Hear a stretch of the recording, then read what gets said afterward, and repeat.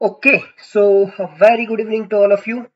Mainly हम चर्चा कर रहे थे इकोनॉमिक प्लानिंग के बारे में, आर्थिक नियोजन के बारे में।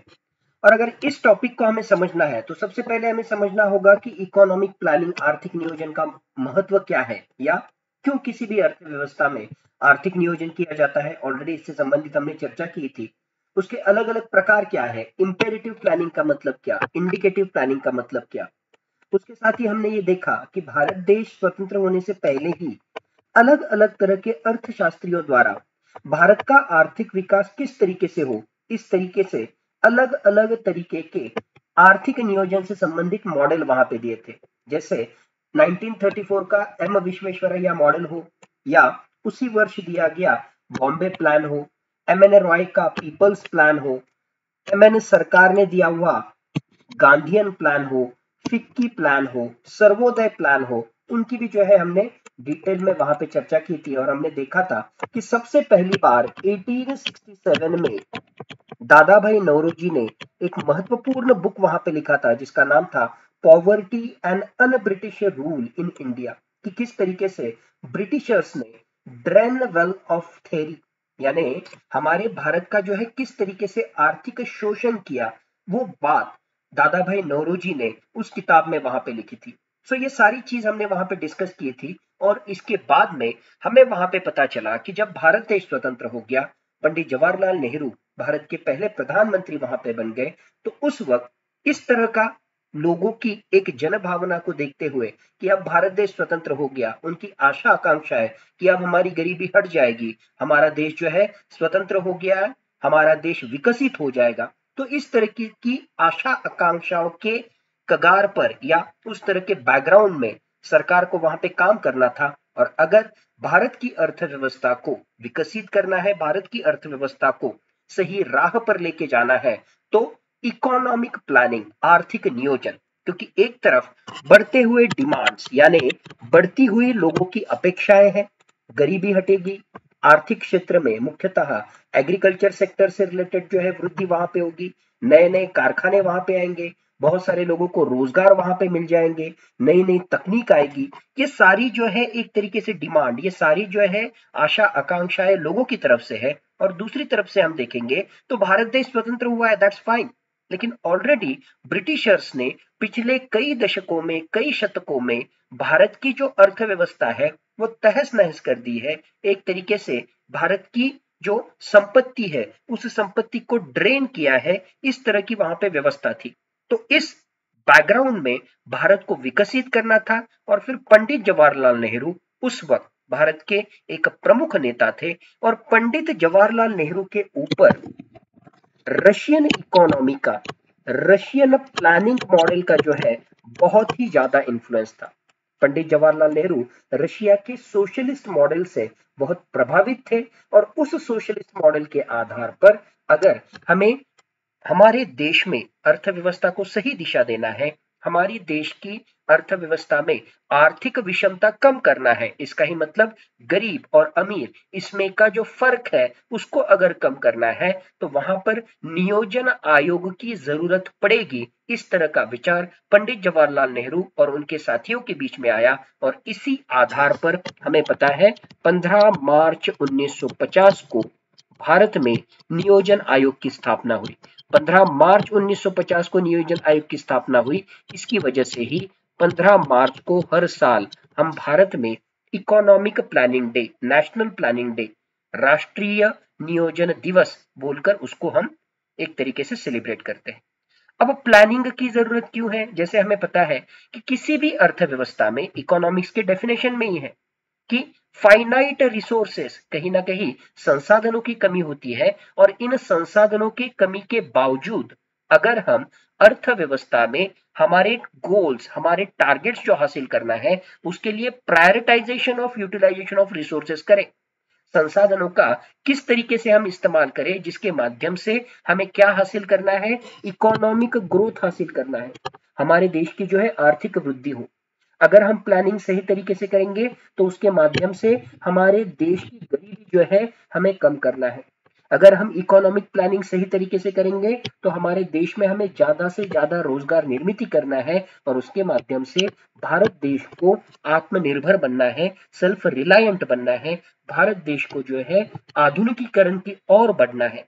अगर आधुनिकीकरण, आत्मनिर्भरता, रोजगार निर्मित, गरीबी को कम करना और आर्थिक वृद्धि हासिल करना है, ये ऑब्जेक्टिव्स हासिल करना है, तो भारत में इकोनॉमिक प्लानिंग जरूरी है। इस तरह का विचार पंडित जवाहरलाल नेहरू और उनके मंत्रिमंडल के जो साथी थे उन्होंने वहां पे किया और उसमें से ही 15 मार्च 1950 को नियोजन आयोग, प्लानिंग कमीशन की वहां पे स्थापना हुई।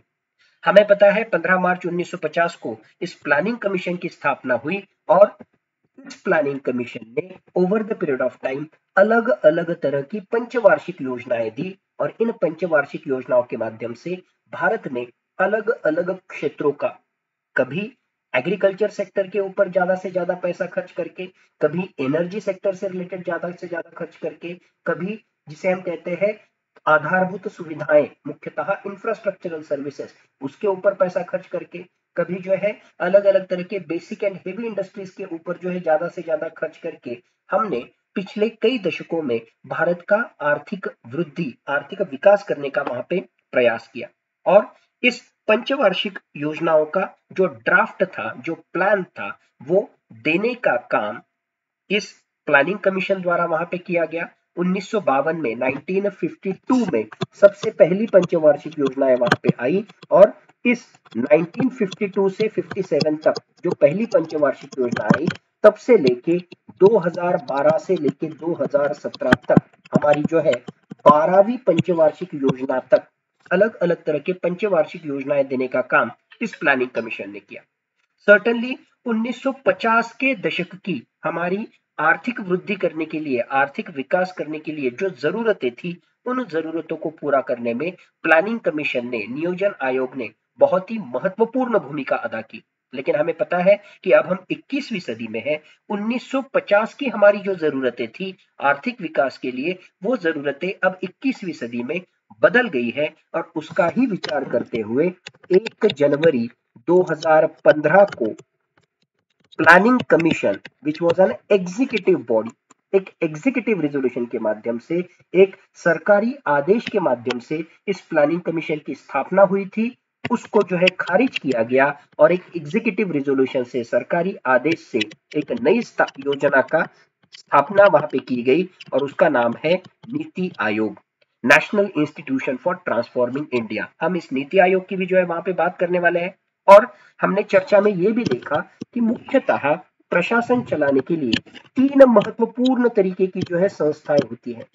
कुछ जो होती है वो कॉन्स्टिट्यूशनल बॉडीज होती है, कुछ जो है वो स्टैट्यूटरी बॉडीज वहां पे होती है और कुछ जो हुए जिसे हम कहते हैं एग्जीक्यूटिव बॉडीज। अब इसका मतलब क्या? कॉन्स्टिट्यूशनल बॉडीज यानी भारत की राज्य घटना में ही इन संस्थाओं का जो है कहीं ना कहीं जिक्र वहां पे हुआ होगा। सरकार आएंगे जाएंगे, लेकिन भारतीय राज्य घटना जब वहां पे बनी 26 नवंबर 1949 को हमारी भारतीय राज्य घटना जो है पूरी तरीके से बनके तैयार हो गई और 26 जनवरी 1950 से उस भारतीय संविधान के अनुसार हमारे देश का सारा कारोबार वहां पे चलता है।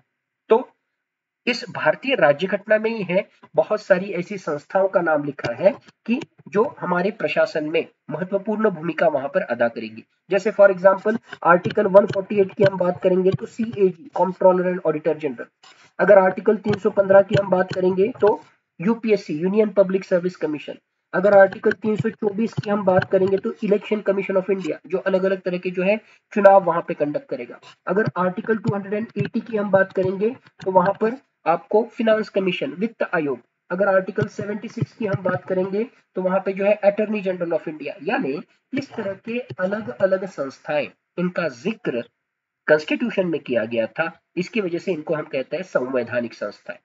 स्टैट्यूटरी संस्थाएं यानी क्या? स्टैट्यूटरी बॉडीज यानी क्या? द वर्ड स्टैट्यूट, इसका मतलब पार्लियामेंट्री एक्ट, संसदीय कानून। यानी समय समय पर उस वक्त के संसद को लगा कि हमारा प्रशासन चलाने के लिए इस तरह की संस्था का जरूरत है। अब इस तरह की संस्था का जो है कॉन्स्टिट्यूशन में जिक्र नहीं है, लेकिन उस वक्त के पार्लियामेंट में वो चर्चा हुई पार्लियामेंट ने वो कानून बनाया और कानून बनाने के बाद में पार्लियामेंट्री एक्ट के माध्यम से, सांसदीय कानून के माध्यम से, स्टैच्यूट के माध्यम से इन संस्थाओं का निर्माण हुआ। इसकी वजह से इसे कहते हैं statutory body. For example, national human rights commission 1993 में उस वक्त का जो पार्लियामेंट था वहां पर एक कानून पारित किया गया और उसके अनुसार भारत के जो नागरिक हैं उनके मानवीय हकों का जो है उल्लंघन ना हो, उसका जो है कहीं ना कहीं जतन हो, इसके लिए नेशनल ह्यूमन राइट्स कमीशन की वहां पे जो है स्थापना की गई। नेशनल कमीशन फॉर वुमेन हो, नेशनल कमीशन फॉर माइनॉरिटीज हो, SEBE से भी हम जिसे कहते हैं security exchange board of India, हमारा जो शेयर मार्केट है उस शेयर मार्केट पर रेगुलेटरी बॉडी बोलकर इस तरह की सेबी नाम की संस्था हो, कंपटीशन कमीशन ऑफ इंडिया हो, ये अलग अलग तरह की जो संस्थाएं हैं इनका नाम आपको कॉन्स्टिट्यूशन में कहीं पे भी नहीं मिलेगा, लेकिन भारत के पार्लियामेंट के एक्ट के अनुसार इनकी स्थापना हुई है। इसकी वजह से उन्हें हम कहते हैं स्टैट्यूटरी बॉडी। करेक्ट। तो statutory body in a way they are non constitutional body. Non constitutional body का मतलब ये नहीं कि वो भारत के संविधान के खिलाफ है। नॉन कॉन्स्टिट्यूशनल बॉडी का मतलब भारतीय संविधान में जो है उनका जिक्र, उनसे संबंधित जो है कोई आर्टिकल आपको वहां पर नहीं दिखेगा।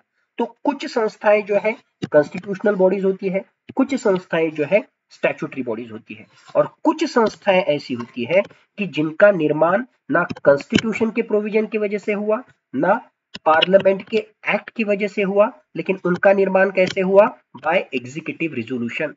उस वक्त का जो सरकार है, उस सरकार का कोई मंत्रालय जो है उसके द्वारा उस वक्त एक सरकारी आदेश निकाला गया, एक जो है गवर्नमेंट ऑर्डर पास किया गया, और उस एग्जीक्यूटिव ऑर्डर के माध्यम से, उस गवर्नमेंट के ऑर्डर के माध्यम से उस संस्था की स्थापना हुई। और ये संस्था, उस तरह की व्यवस्था हमारे प्रशासन में महत्वपूर्ण भूमिका वहां पे अदा करती है।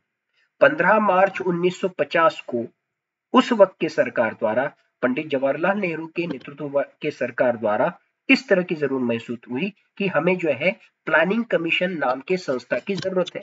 अब प्लानिंग कमीशन का जिक्र आपको कॉन्स्टिट्यूशन में कहीं पे भी नहीं दिखेगा। प्लानिंग कमीशन का जिक्र आपको जो है किसी भी पार्लियामेंट्री एक्ट में नहीं दिखेगा, लेकिन 15 मार्च 1950 को उस वक्त के सरकार द्वारा प्लानिंग कमीशन की नियोजन आयोग की स्थापना की गई थी। इसकी वजह से प्लानिंग कमीशन को हम एग्जीक्यूटिव बॉडी वहां पर कहते हैं।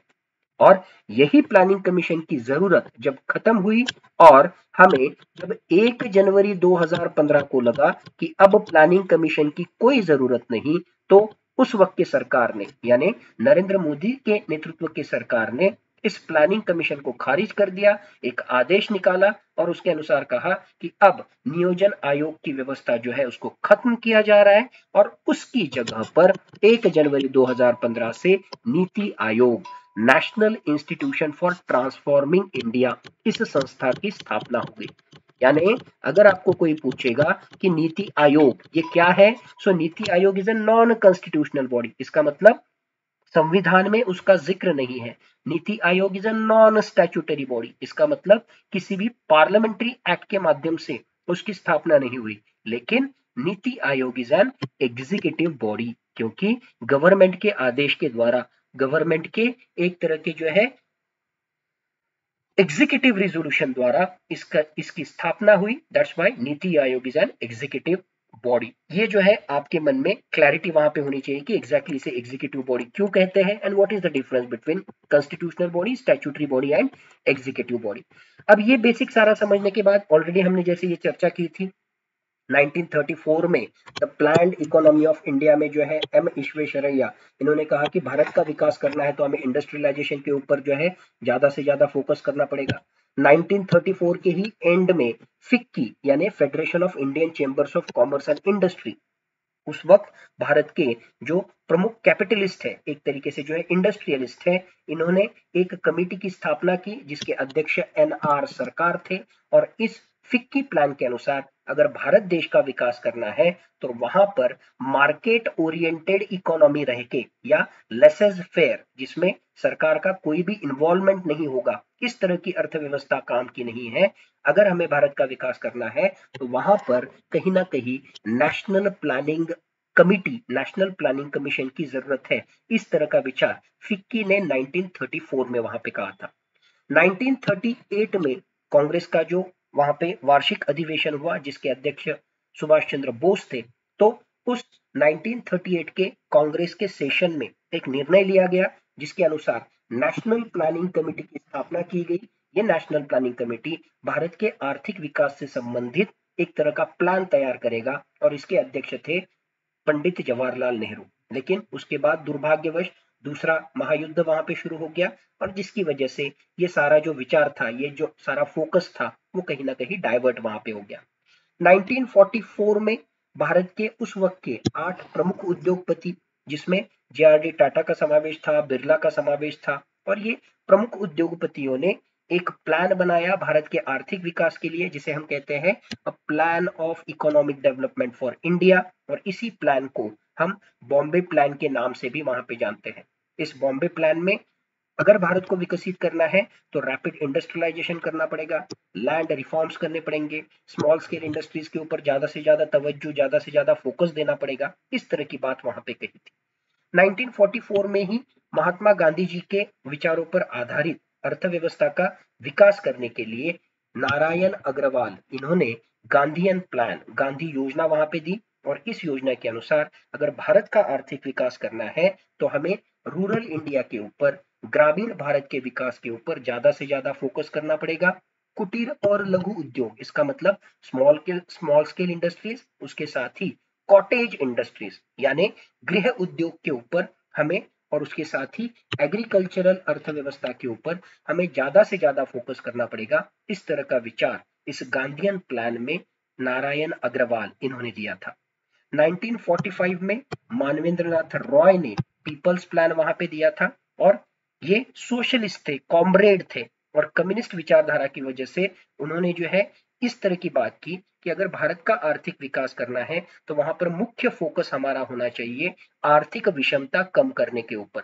यहाँ पर मुख्य फोकस होना चाहिए कि गरीब और अमीर, इसमें का जो एक तरह का जो है डिस्पैरिटी है, इसमें का जो एक तरह की विषमता है, उसको कम करना चाहिए। और आर्थिक विकास का हमारा मुख्य उद्देश्य होना चाहिए कि हर एक व्यक्ति को मूलभूत सुविधा, जीने के लिए जो मूलभूत सुविधा है, अन्न, वस्त्र, निवारा हम जिसे कहते हैं, तो ये मूलभूत सुविधाएं देने के लिए जो है उन्होंने कोशिश करनी चाहिए।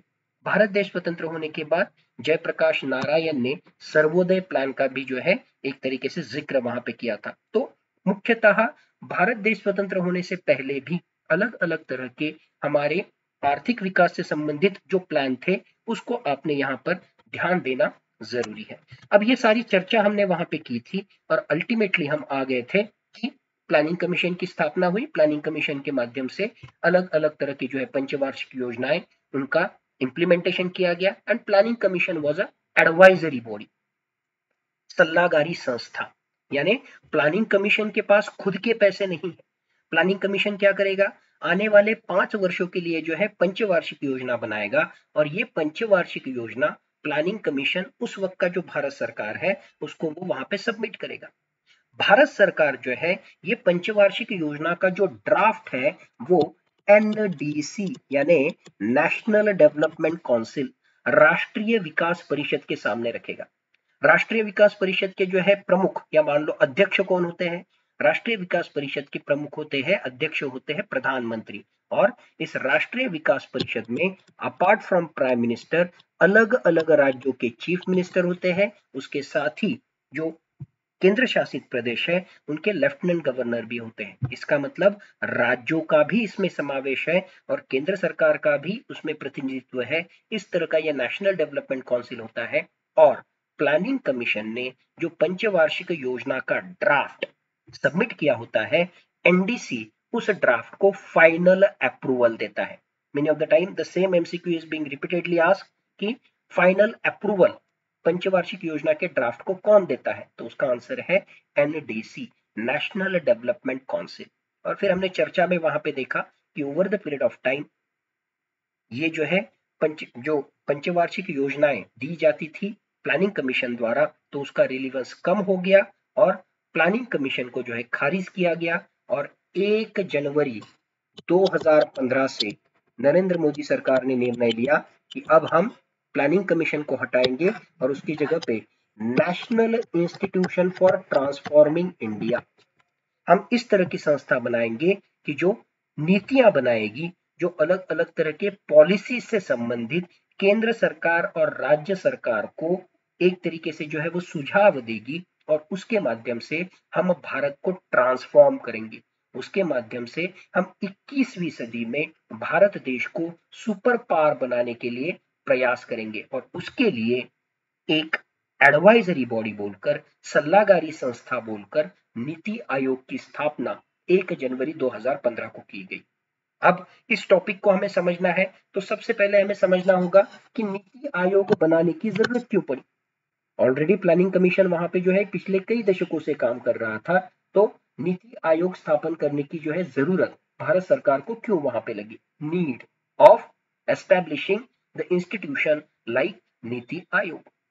फिर ये समझने के बाद हमें समझना है कि एग्जैक्टली इस नीति आयोग का कंपोजिशन, स्ट्रक्चर, रचना कैसे होती है। ये समझने के बाद हम वहां पे देखेंगे कि नीति आयोग के महत्वपूर्ण कार्य क्या है, प्लानिंग कमीशन के कार्य और नीति आयोग के कार्य, इसमें जो है क्या फर्क है। और इसके साथ ही हम वहां पे देखेंगे कि नीति आयोग को जो एक तरीके के अलग अलग डॉक्यूमेंट्स नीति आयोग वहां पर जो है भारत सरकार के सामने रखता है, तो उसमें 3 साल से संबंधित नेक्स्ट 3 इयर्स के लिए एक तरह का प्लान, एक तरह का जो है डॉक्यूमेंट वहां पर नीति आयोग द्वारा सबमिट किया जाता है। 7 साल के लिए जो है एक तरह का mid term document NITI Aayog द्वारा वहां पे सबमिट किया जाता है, और अगले 15 वर्ष में भारत ने क्या हासिल करना चाहिए, इससे रिलेटेड विजन डॉक्यूमेंट भी जो है नीति आयोग वहां पर सबमिट करता है। सो 3 years, 7 years and 15 years vision document is submitted by NITI Aayog. तो इसी नीति आयोग को जो है डिटेल में चर्चा और डिटेल में हम उसको जो है समझने की कोशिश यहां पर करेंगे। अब नीति आयोग, जैसे मैंने वहां पे कहा कि it is national institution for transforming India. Background हमने देखा कि भारत देश स्वतंत्र हुआ था और उस वक्त रशियन सोशलिस्ट मॉडल के आधार पर पंडित जवाहरलाल नेहरू ने हमारे यहाँ पर जो है इकोनॉमिक प्लानिंग मॉडल को अंगीकार किया, और उसमें से प्लानिंग कमीशन की वहां पे स्थापना की। 1 जनवरी 2015 को इस प्लानिंग कमीशन को खारिज करके उसकी जगह पर national institution for transforming India यानी नीति आयोग की स्थापना की। तो क्यों जरूरत पड़ी, प्लानिंग कमीशन अगर काम कर रहा था तो उसकी जगह पर 2015 में नीति आयोग बनाने की जरूरत क्यों पड़ी। तो उसके अगर कारण हम ध्यान में लेंगे तो पहला कारण आपको वहां पे ध्यान में आएगा, ओवरऑल अगर आप ध्यान वहां पे दोगे तो जनसंख्या के आधार पर, उसके साथ ही आर्थिक प्रगति के आधार पर, उसके साथ ही जिस तरीके से जो खासगी क्षेत्र या जिसे हम कहते हैं प्राइवेट सेक्टर, उसका अर्थव्यवस्था में जो है सहभाग बढ़ते जा रहा है, जिस तरीके से आर्थिक दृष्टि से अगर हम देखेंगे तो वैश्विक स्तर पर वैश्वीकरण या ग्लोबलाइजेशन का ट्रेंड वहां पे बढ़ रहा है, जिस तरीके से राज्यों की विकास में भूमिका बढ़ रही है, और जिस तरीके से प्रौद्योगिकी एक तरीके से टेक्नोलॉजिकल सेक्टर में भी अपग्रेडेशन हो रहा है, इन सब चीजों को इकट्ठा अगर हम देखेंगे तो पुराने जमाने का 20वीं सदी का प्लानिंग कमीशन, उसके बजाय 21वीं सदी का नीति आयोग, इसकी स्थापना हो, ये विचार जो है उस वक्त के सरकार के वक्त यानी नरेंद्र मोदी के गवर्नमेंट के मन में वहां पे आया, और उसमें से ही 2015 में 1 जनवरी 2015 को नीति आयोग की स्थापना हुई। अब अगर हम देखेंगे तो 1950 से लेके 2015 तक का अगर एक समय सीमा अगर हम वहां पे देखेंगे तो over the period of time demographic transition हुआ, और अभी हमारे पास डेमोग्राफिक डिविडेंड है।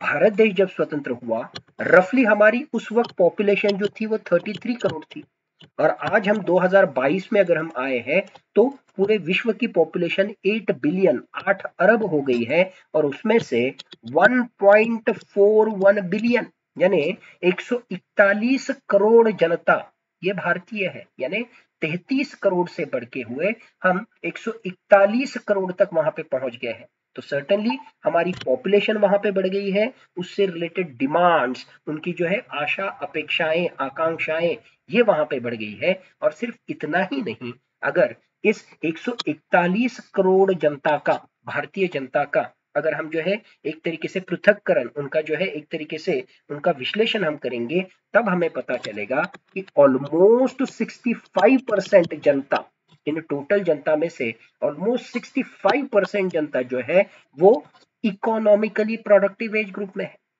15 से लेके 55 उम्र में जो हमारे यहाँ पर लोग हैं उनकी संख्या ये ऑलमोस्ट हमारी टोटल जनसंख्या के 65% है। इसका ही मतलब अगर हम इस तरह की नीतियां बनाएंगे, अगर हम इस तरह का इकोनॉमिक प्लान करेंगे जिसके माध्यम से ये यंग पॉपुलेशन, ये इकोनॉमिकली प्रोडक्टिव पॉपुलेशन, इनके हाथ को अगर हम काम देंगे, इनको किसी ना किसी इकोनॉमिकली प्रोडक्टिव एक्टिविटी में हम इन्वॉल्व करेंगे, तो भारत की अर्थव्यवस्था आने वाले सालों में बहुत ऊंचाई तक पहुंच सकती है। और अर्थव्यवस्था को ऊंचाई तक पहुंचाने के लिए जो सबसे महत्वपूर्ण घटक है दैट इज मैन पावर। जो सबसे महत्वपूर्ण घटक है दैट इज मनुष्य बल, हम जिसे कहते हैं मैन पावर। तो इस मैन पावर को सही दिशा देने के लिए, इस मैन पावर को स्किलफुल बनाने के लिए, इस मैन पावर को हेल्दी रखने के लिए, इस मैन पावर को कहीं ना कहीं जो है शिक्षित रखने के लिए भारत सरकार को उस तरह की सोच रखनी होगी, भारत सरकार को उस तरीके का प्लान करना पड़ेगा। ये डेमोग्राफिक डिविडेंड एक तरीके से economically productive age group as compare to the dependent population, छोटे बच्चे और बूढ़े लोग, इनके कंपैरिजन में हमारा economically productive age group, younger age group, ये जो है बहुत ज्यादा है और ये 2045 तक इस तरह का जो है डेमोग्राफिक डिविडेंड हमारे साथ में रहेगा। तो इनको सही दिशा देने के लिए उस तरह के पॉलिसीज, उस तरह की नीतियां बनाना जरूरी है। इसकी वजह से पुराने जमाने के प्लानिंग कमीशन के बजाय भविष्य की नीतियां बनाने के लिए नीति आयोग की जरूरत कहीं ना कहीं सरकार को वहां पे लगने लगी। So one factor that is demographic factor, जिसकी वजह से नीति आयोग की वहां पे स्थापना की गई। दूसरा aspect that is economic progress. Again 1947 की अगर हम परिस्थिति देखेंगे तो हमें पता है पिछले कई शतकों में ब्रिटिशर्स ने भारतीय अर्थव्यवस्था का जो है पूरी तरीके से शोषण किया, और इस शोषण की वजह से जब भारत देश स्वतंत्र हुआ तब बड़े पैमाने पर हमारे देश में गरीबी थी, बड़े पैमाने पर हमारे देश में बेरोजगारी थी। इतना ही नहीं, 1942-43 में बहुत बड़े पैमाने पर बंगाल में, उस वक्त के बंगाल में फेमाइन, एक तरीके से जो है सूखे का प्रकोप वहां की जनता ने वहां पे सहा, और उसमें जो है कई लाख लोगों की जान वहां पे चली गई। यानी 1947 में भूखमरी की वजह से लोग मर रहे हैं। 1947 में गरीबी बहुत बड़े पैमाने पर देश में है। 1947 में हमारे देश में बेरोजगारी बहुत बड़े पैमाने पर है। 1947 में हमारे देश में जिसे हम कह सकते हैं इंडस्ट्रियलाइजेशन, औद्योगिकरण, इस तरह की जो है दूर दूर तक कोई चीज वहां पे नहीं है। और इस बैकग्राउंड से बाहर निकालने के लिए हमने प्लानिंग कमीशन की वहां पे स्थापना की थी। लेकिन जब हम 21वीं सदी में आए हैं, जब हम 2015 की बात करते हैं, जब हम 2022 की बात करते हैं, तब हमें पता चलता है कि भारत देश जो है बहुत आगे बढ़ चुका है। आज अगर वैश्विक स्तर पर हम देखेंगे economic progress point of view से, तो आज जो है विश्व की 5th largest economy in terms of GDP, यानी राष्ट्रीय उत्पन्न के पॉइंट ऑफ व्यू से अगर हम देखेंगे तो पूरे विश्व में जो है सबसे बड़ी 5वीं आर्थिक व्यवस्था यानी भारत की आर्थिक व्यवस्था है। तो सर्टेनली भारत जो है एक तरीके से इमर्जिंग सुपर पावर बोल के आगे बढ़ रहा है, और इस इमर्जिंग सुपर पावर को सुपर पावर बोल के अगर हमें कन्वर्ट करना है, भारत की अर्थव्यवस्था को और जो है मजबूत बनाना है, अगर हमें वर्ष 2027 तक हमारी जो जीडीपी है, हमारा जो राष्ट्रीय उत्पन्न है, उसको 2.7 ट्रिलियन डॉलर से 5 ट्रिलियन डॉलर्स तक अगर पहुंचाना है, तो सर्टेनली हमें नई नीतियां लगेगी, सर्टेनली हमें नई सोच लगेगी, जिसके माध्यम से हम भारतीय अर्थव्यवस्था को एक दिशा दे सकते हैं। और ये नई दिशा देने के लिए इकोनॉमिक प्रोग्रेस के पॉइंट ऑफ व्यू से नीति आयोग की जरूरत वहां पे महसूस हुई। सो डेमोग्राफिक पॉइंट ऑफ व्यू से, इकोनॉमिक पॉइंट ऑफ व्यू से। तीसरी महत्वपूर्ण चीज हमने जो देखना है कि जब 1950 में इस प्लानिंग कमीशन की स्थापना हुई, तो हमें पता है कि 1991 तक यानी 1952 के हमारे पहले पंचवार्षिक योजना से लेके 1991 तक मुख्यतः हमारा जो सरकार है उस सरकार की भूमिका थी कर्ता, इन अदर वे डूअर, यानी हर एक अर्थव्यवस्था में की चीज ये भारत सरकार द्वारा, भारत सरकार के ओनरशिप के कंपनीज द्वारा, पब्लिक सेक्टर अंडरटेकिंग्स द्वारा, स्टील से रिलेटेड हो, होटल से रिलेटेड हो, एल्यूमिनियम के उत्पादन से रिलेटेड हो, ऊर्जा के उत्पादन से रिलेटेड हो, यू नेम एनीथिंग, यानी कोई भी आर्थिक गतिविधि करना है तो वहां पे सारा पैसा सरकार डालेगा, वहां पर उस सारी चीज को जो है इंप्लीमेंट करने की जिम्मेदारी सरकार की रहेगी। एक तरीके से जो है 1991 से पहले बहुत ज्यादा हद तक भारतीय अर्थव्यवस्था समाजवादी अर्थव्यवस्था, सोशलिस्ट इकोनॉमी, इस ट्रेंड के ऊपर वहां पे चल रही थी।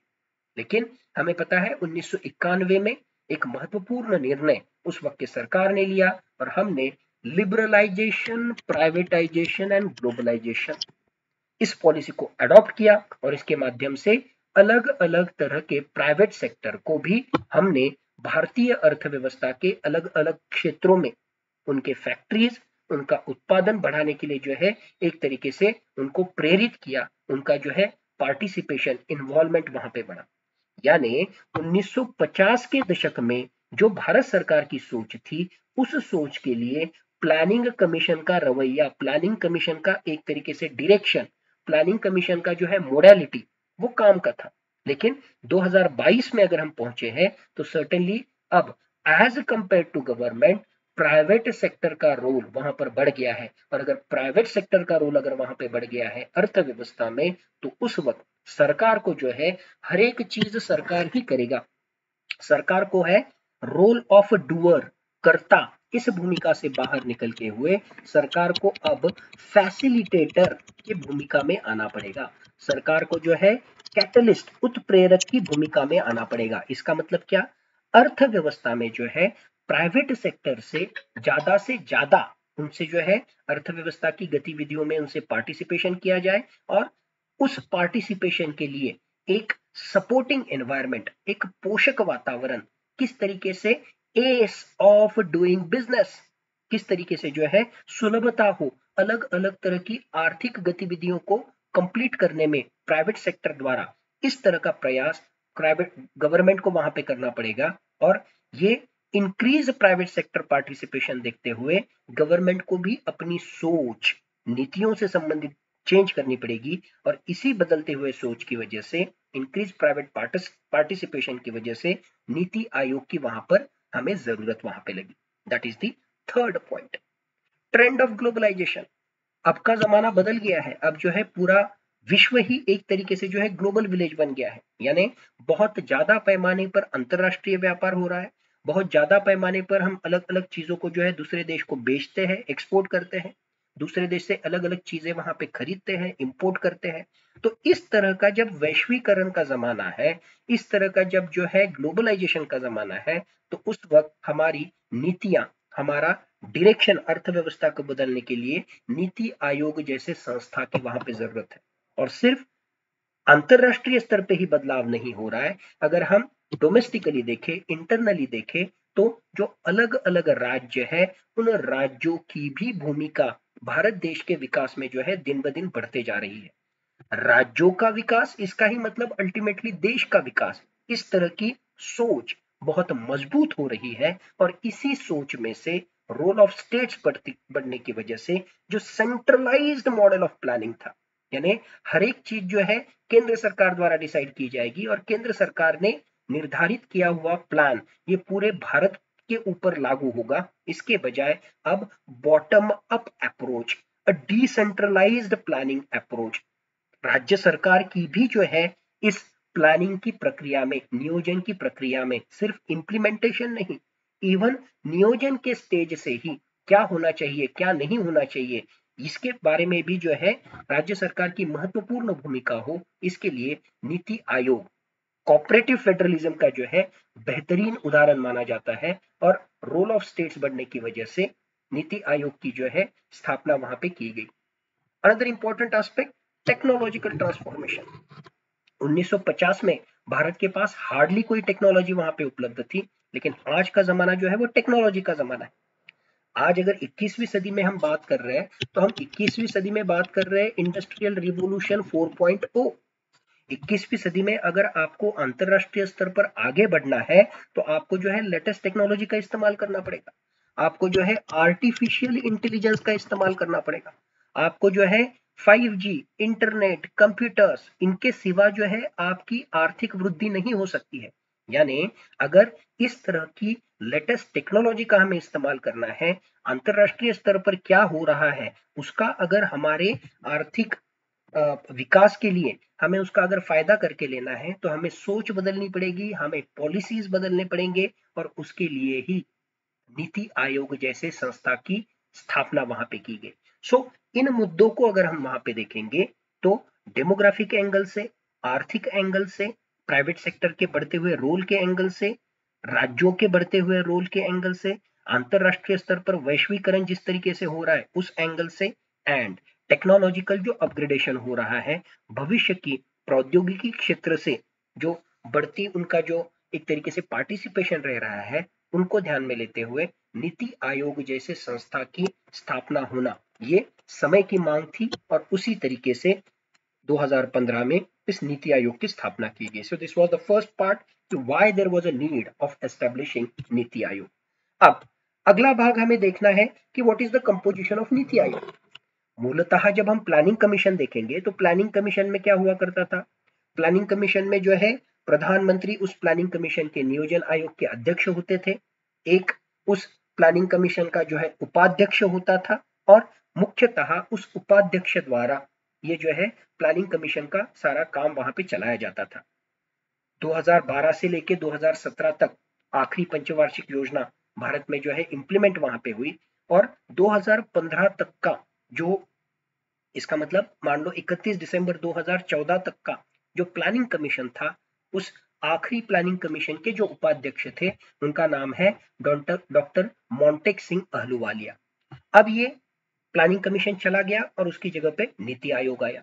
सो नीति आयोग की रचना कैसी है, नीति आयोग मुख्यतः जो है एक्सपर्ट लोगों का ग्रुप है, it acts as a think tank. Okay, so इसमें क्या है, उसमें है एक तरीके का फुल टर्म ऑर्गेनाइजेशनल फ्रेमवर्क है, उसके सिवा प्रशासी इस तरह के जो है अलग अलग समितियां गवर्निंग काउंसिल है, उसके सिवा क्षेत्रीय रीजन से रिलेटेड रीजनल काउंसिल्स है, उसके सिवा there are certain specialised wings. अब ये एग्जैक्टली क्या मामला है उसको हम समझते हैं। नीति आयोग का काम करने के लिए there is a full time organisational framework जिसे हम कहेंगे पूर्ण वेळ सदस्य।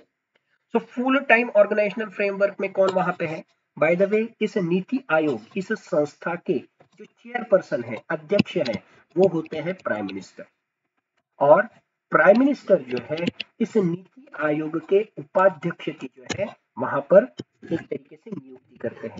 सो अभी जो वाइस चेयरपर्सन है इस नीति आयोग के, उनका नाम है डॉक्टर सुमन बेरी। रिसेंटली जो है उनकी नियुक्ति हुई है, ये नया नाम है डॉक्टर सुमन बेरी। 2015 में जब इस नीति आयोग की स्थापना हुई थी तो उसके पहले जो उपाध्यक्ष थे उनका नाम था डॉक्टर अरविंद पनगड़िया, फिर उसके बाद में आए डॉक्टर राजीव कुमार और अभी नीति आयोग के जो उपाध्यक्ष है उनका नाम है डॉक्टर सुमन बेरी।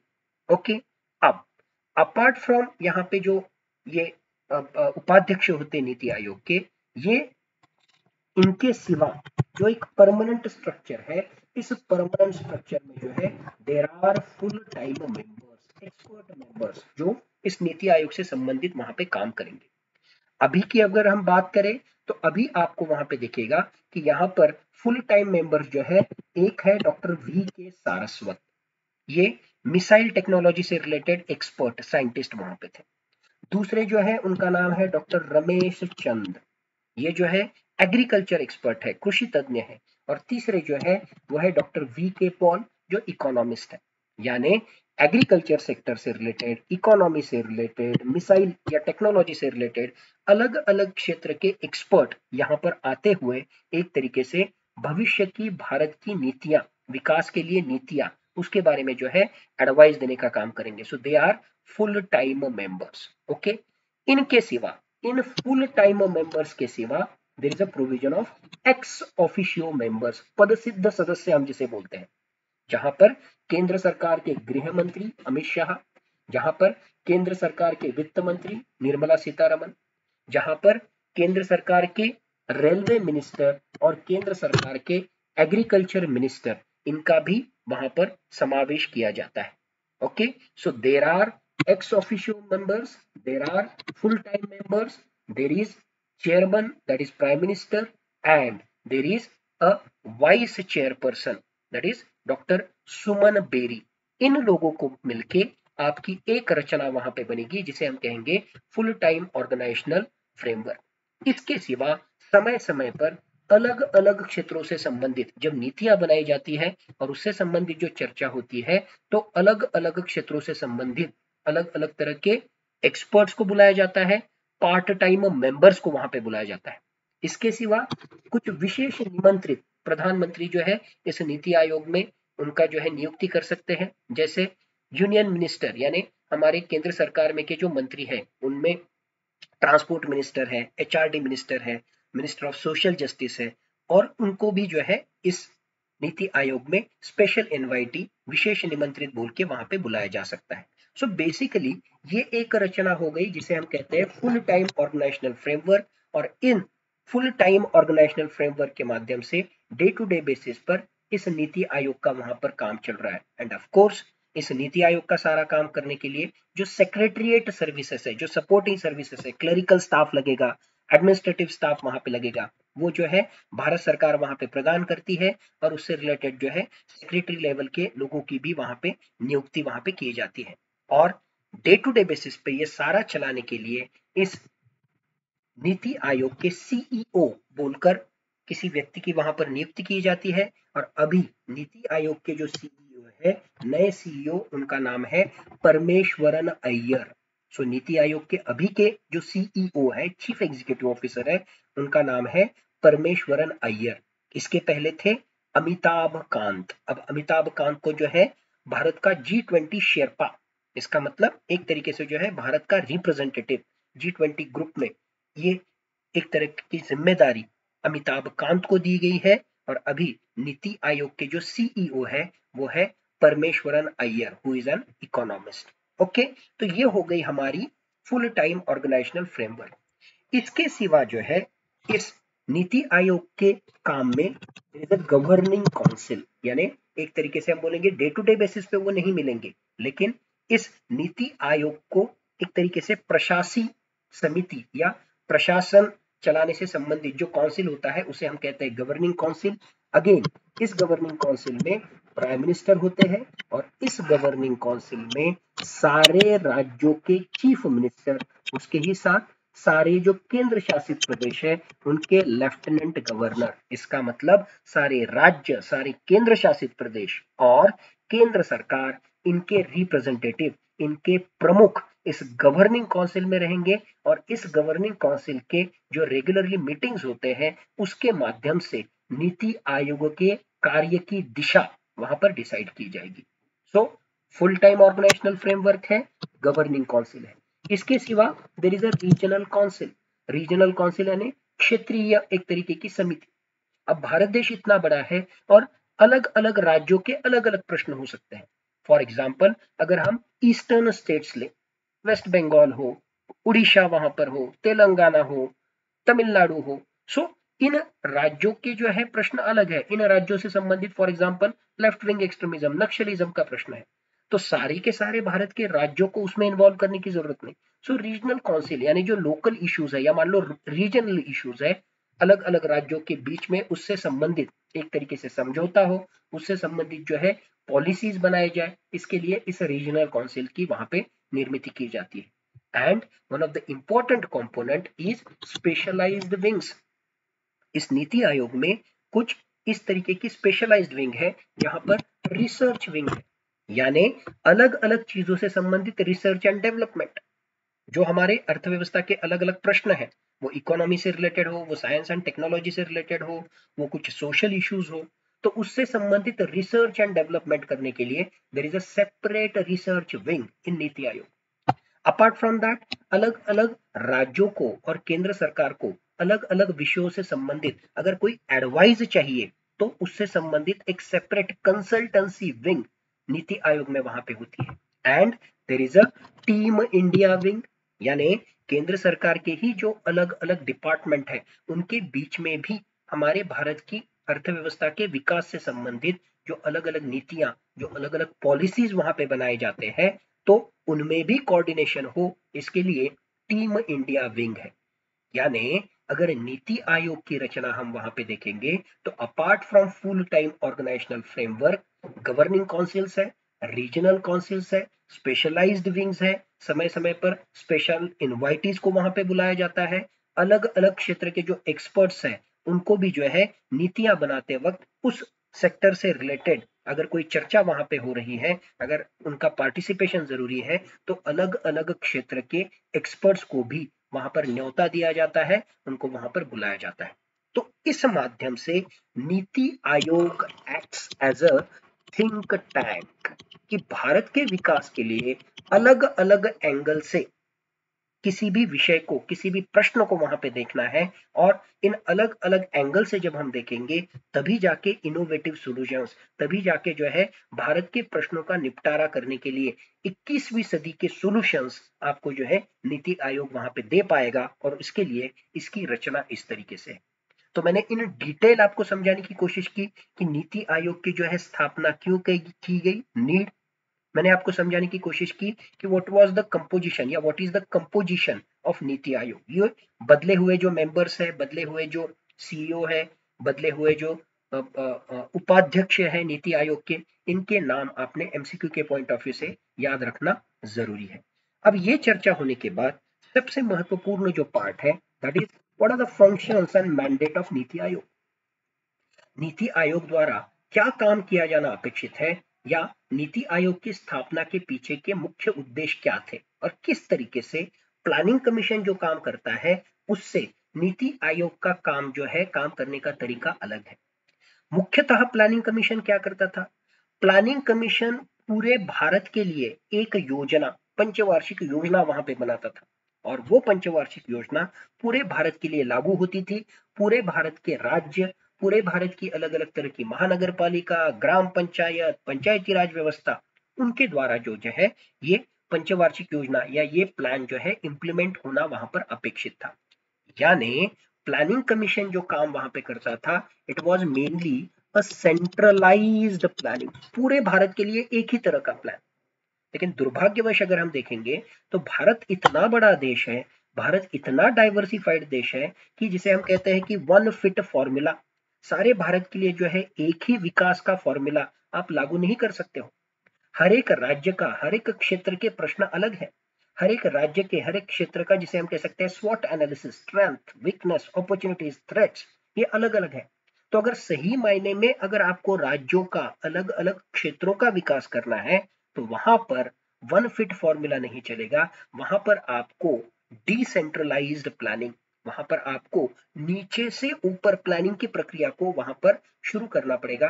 तब जाके हमारे अलग अलग घटकों का उसमें आप समावेश कर सकोगे। तब जाके वो जो प्लान बनेगा वो इतना पुख्ता बनेगा कि सारे ही घटकों का उसमें विकास होगा, ओवरऑल सारे ही राज्यों का विकास होगा, और उसकी वजह से ओवरऑल भारत का विकास होगा, और उसके ही माध्यम से इंक्लूसिव ग्रोथ, सर्वसमावेशक विकास, सिर्फ कुछ राज्यों का, सिर्फ कुछ घटकों का विकास ना होते हुए सर्वसमावेशक विकास वहां पर हो पाएगा। सो इसके लिए bottom up planning approach, decentralised planning approach, विकेंद्रीकरण का नियोजन वाला दृष्टिकोण नीति आयोग ने वहां पर स्वीकार किया, ना कि केंद्रीकृत योजना, या ना कि केंद्रीकृत नियोजन की प्रक्रिया को नीति आयोग ने वहां पर बढ़ावा दिया। So bottom up planning approach. NITI Aayog का सबसे महत्वपूर्ण रोल क्या है? Advice. So it's advisory body. Planning commission भी एडवाइजरी बॉडी थी, लेकिन एडवाइस देने के पहले जो भारत की अर्थव्यवस्था के सामने अलग अलग जो हमारे प्रश्न है, उन प्रश्नों का निपटारा करने के लिए रूटीन वाला उसको सोल्यूशन ना देते हुए अलग अलग एंगल से उस प्रश्न को देखना है। किस तरीके से जो है अंतरराष्ट्रीय स्तर पर उस प्रश्न से संबंधित जो है क्या सॉल्यूशंस अवेलेबल है। ऑलरेडी हमारे ग्रामीण भारत में इस प्रश्न का निपटारा करने के लिए हमारे ही ट्रेडिशनल पद्धति से कुछ सॉल्यूशन है क्या, अलग अलग एंगल से सोचना है। So NITI Aayog acts as a think tank और इसकी वजह से ही इसमें अलग अलग क्षेत्र के एक्सपर्ट्स को हम बुलाते हैं। जरूरत पड़ी तो हम जो है पार्ट टाइम मेंबर्स उसमें लेते हैं, स्पेशल इनवाइटीज बुलाते हैं, अलग अलग सेक्टर के एक्सपर्ट को बुला के वहां पर जो है चर्चा होती है और उसमें से उस चर्चा से उस विचार मंथन से जो है सॉल्यूशन वहां पे निकलता है। वो बहुत बार इनोवेटिव सॉल्यूशन भी वहां पे हो सकता है। सो नीति आयोग का एक महत्वपूर्ण जो रोल है, acting as a think tank for government policy formulation, नीतियां बनाने के लिए जो है एक तरीके से वो थिंक टैंक बोल के वहां पर काम करता है। और नीति आयोग सिर्फ भारत तक ही सीमित सॉल्यूशन वहां पे नहीं देखता है, अंतरराष्ट्रीय स्तर पर क्या चल रहा है, बाकी देशों में भी अगर इस तरह का प्रश्न है तो वो बाकी देश अंतरराष्ट्रीय स्तर पर किस तरीके से उस प्रश्न का निपटारा कर रहे हैं। So best international practices, best technology हम जो है बाहर के देशों से भी ले सकते हैं। इस तरह का विचार करते हुए अंतरराष्ट्रीय स्तर के भी बेस्ट प्रैक्टिसेस लेके उसके बारे में सुझाव देने का काम ये नीति आयोग वहां पे करता है। सबसे महत्वपूर्ण चीज कोऑपरेटिव फेडरलिज्म। फेडरलिज्म यानी केंद्र और राज्य, अलग अलग राज्य, इनमें जो है सहकारिता की भावना किस तरीके से निर्माण हो, इसके लिए जो है नीति आयोग अपने पॉलिसीज के माध्यम से, नीति आयोग अलग अलग तरह के कंपटीशन के माध्यम से जो है हर एक राज्य के विकास को, हर एक राज्य को विकास की प्रक्रिया में शामिल करने का काम करता है। अलग अलग राज्य एक दूसरे के खिलाफ लड़ने के बजाय इंस्टेड ऑफ कन्फ्रंटेशन किस तरीके से कॉपरेशन बढ़े, नीति आयोग क्या करता है, अलग अलग तरह के कॉम्पिटिशन ऑर्गेनाइज करता है। फॉर एग्जाम्पल स्वच्छता से रिलेटेड कंपटीशन ऑर्गेनाइज करेगा, फॉर एग्जाम्पल हेल्थ पैरामीटर से रिलेटेड जो है कंपटीशन ऑर्गेनाइज करेगा, फॉर एग्जाम्पल अलग अलग राज्यों के बीच में लिटरेसी से रिलेटेड, एजुकेशन से रिलेटेड अलग अलग इंडिकेटर्स वहां पर जो है डिक्लेयर करेगा। तो इसके माध्यम से क्या हो रहा है, हेल्थी कंपटीशन, अलग अलग राज्यों के बीच में हेल्दी कंपटीशन, एक तरीके से जो है सुदृढ़ इस तरह की स्पर्धा वहां पे निर्माण हो रही है। और इस स्पर्धा से हर एक राज्य आगे बढ़ने के लिए प्रयास कर रहा है और अल्टीमेटली इसके माध्यम से उस राज्य का भी विकास हो रहा है एंड ओवरऑल हमारे भारत देश का विकास हो रहा है। सो जिसे हम कहते हैं संघ राज्यीय सहकारिता, अलग अलग राज्यों के बीच में, राज्य और केंद्र के बीच में सहकारिता बढ़ाने के लिए जो है नीतियां बनाना या उस तरीके का प्लान करना, ये नीति आयोग का एक महत्वपूर्ण मैंडेट है। सस्टेनेबल डेवलपमेंट, विकास के नाम पे जो है हमें एनवायरनमेंट की हानि नहीं करना है, हमें इस तरह का प्लान बनाना है जिसके माध्यम से हमारे यहाँ पे इंडस्ट्रीज बढ़े, जिसके माध्यम से हमारी आर्थिक वृद्धि हो, लेकिन साइमल्टेनियसली ये करते वक्त हम इस तरह की नीतियां बनाएंगे कि कम से कम नैसर्गिक संसाधनों की जो है वहां पे हानि हो, कम से कम वहां पर प्रदूषण हो, कम से कम जो है पर्यावरण की हानि हो। और अगर ये कर पाएंगे तो इसे तो हम कहते हैं शाश्वत विकास, इसे ही तो हम कहते हैं sustainable development. So best quality product हमें बनाना है जिसके माध्यम से उस प्रोडक्ट में जीरो डिफेक्ट रहेगा, लेकिन उसके साथ ही हमें यह भी देखना है कि there has to be zero effect on environment. Okay, so sustainable development, इससे रिलेटेड भी नीति आयोग वहां पर प्रयास करेगा। आने वाले दिनों में अर्बनाइजेशन, शहरीकरण का प्रश्न जो है दिन ब दिन वहां पर गहरा होते जाने वाला है। और फिर शहरीकरण से रिलेटेड जो अलग अलग समस्याएं हैं, ट्रैफिक कंजेशन का प्रॉब्लम है, सीवेज वेस्ट जो है उसके मैनेजमेंट का प्रश्न है, इलेक्ट्रिसिटी से रिलेटेड इश्यूज है, ये अलग अलग जो इश्यूज है अर्बनाइजेशन की वजह से, उन अर्बनाइजेशन से संबंधित प्रॉब्लम्स का भी छुटकारा देने के लिए नीति आयोग जो है संशोधन करेगा, नीति आयोग जो है अलग अलग तरह के सॉल्यूशंस वहां पे देगा। विकास करना है यानी सिर्फ सरकार ही वहां पे पैसा डालेगा ऐसा नहीं, तो हम ज्यादा से ज्यादा प्राइवेट सेक्टर को इस केस में इन्वॉल्व कर लेंगे और इतना ही नहीं, सामान्य लोगों की भी सहभागिता इसमें बढ़ाएंगे। इस तरह का प्रयास नीति आयोग करेगा जिसके माध्यम से सही मायने में सरकार, प्राइवेट सेक्टर और सामान्य जनता, इनके एकत्रित प्रयास के माध्यम से हम भारत देश का विकास वहां पे कर सके। मुख्यतः हमारा फोकस रहेगा इंक्लूसिव डेवलपमेंट, सर्वसमावेशक विकास। नीति आयोग इस तरह की नीतियां बनाएगा कि जिसके माध्यम से जो vulnerable weaker section of the population है, जो गरीब लोग हैं, जो डिसेबल्ड पॉपुलेशन है, महिलाएं हैं, बच्चे हैं, शेड्यूल्ड कास्ट है, शेड्यूल्ड ट्राइब है, आदिवासी है, इन सब के लिए जो है अलग अलग तरह की विकास की धाराएं इन प्लानिंग के माध्यम से, इन नीतियों के माध्यम से नीति आयोग ने बनानी चाहिए, ऐसी अपेक्षा उनसे वहां पर है। अगर स्मॉल स्केल इंडस्ट्रीज, भारत में 5 करोड़ स्मॉल स्केल इंडस्ट्रीज है, जिसमें भारत के 12 करोड़ लोग वहां पर काम करते हैं। तो हम जब focus in small scale industries पे, MSME, micro small medium enterprises पे करेंगे, तभी जाके एक तो इकोनॉमिक ग्रोथ भी हो जाएगी, और उससे महत्वपूर्ण चीज, उसके माध्यम से सही मायने में वहां के जो लोग हैं उन लोगों को रोजगार मिलेगा। दैट मीन्स ये इकोनॉमिक ग्रोथ विथ एम्प्लॉयमेंट रहेगी, जॉबलेस ग्रोथ नहीं रहेगी। इसके लिए भी जो है समय समय पर नीति आयोग भारत सरकार को अलग अलग तरह के सुझाव देगा। सिर्फ सुझाव ही नहीं देगा, सिर्फ प्लान ही वहां पे नहीं बताएगा, समय समय पर उस प्लान के इंप्लीमेंटेशन की मॉनिटरिंग और इवैल्यूएशन, और उसमें जो है क्या कोर्स करेक्शन किया जा सकता है, क्या बदलाव किए जा सकते हैं, इसके बारे में भी सुझाव नीति आयोग समय समय पर वहां पे देगा। जैसे चर्चा में मैंने बताया कि हमारे पास डेमोग्राफिक डिविडेंड है, हमारे पास काम करने वाले हाथ है, हमारे पास ऑलमोस्ट भारत की जनसंख्या की 65% पॉपुलेशन ये 15 से 55 ईयर के एज ग्रुप में वहां पे है। तो उनका कैसे ज्यादा से ज्यादा इस्तेमाल, इन अदर वे उनको जॉब्स देते हुए किस तरीके से जो है भारत की अर्थव्यवस्था को आगे बढ़ाने के लिए उनका वहां पर इस्तेमाल किया जाए, इससे संबंधित भी पॉलिसीज, नीतियां नीति आयोग समय समय पर वहां पे बनाएगा। रीजनल काउंसिल्स के माध्यम से अलग अलग राज्यों के, उनके रीजन से संबंधित जो जो इश्यूज हैं उनका भी निपटारा करने के लिए नीति आयोग वहां पर प्लान करेगा। अंतरराष्ट्रीय स्तर पर भारत की छवि सुधारने के लिए किस तरह का प्लान किया जाए, इसकी भी बात नीति आयोग समय समय पर वहां पे करेगा।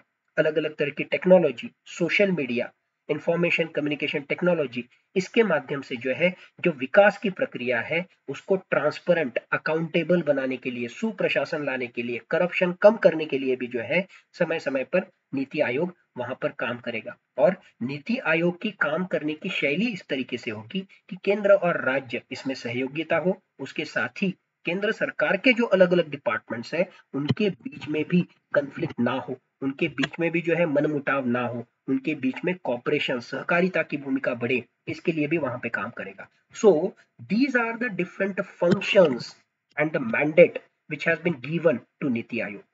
नीति आयोग जो है इन सारी चीजों का विचार करते हुए जो है अलग अलग तरह का वहां पर प्रयास वहां पे करेगा। और इसके लिए ही हमने जैसे देखा कि नीति आयोग जो है 3 ईयर वाला, 7 ईयर वाला एंड 15 ईयर वाला जो है विजन डॉक्यूमेंट भारत सरकार को पेश करेगा, और उसके माध्यम से भारत के अर्थव्यवस्था की दिशा वहां पर डिसाइड वहां पे होगी।